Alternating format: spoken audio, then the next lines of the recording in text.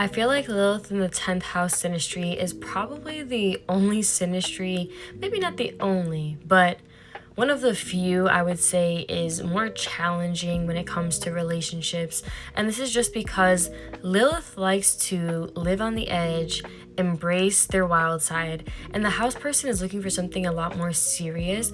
This relationship can create restrictions for the Lilith person, and the house person has a very clear way of how they want the relationship to be. And when it's not that way, they're not really happy.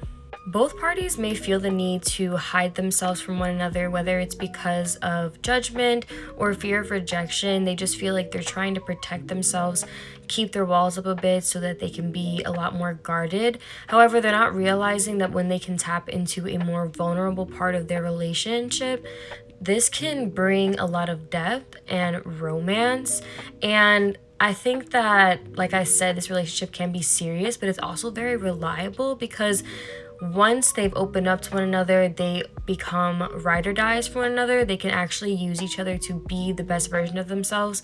And I don't mean use as in manipulate. They actually encourage each other because it's kind of competitive. Like, they want to upgrade themselves, but then it's also kind of fun seeing who's going to be better at it.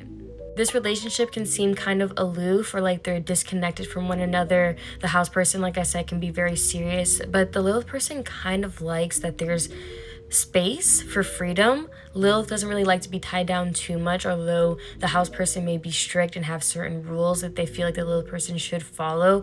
They kind of just let the Lilith person be who they want to be. Although this can seem very disconnected, there's a lot of tenderness that goes on here, and they just respect each other on a different level.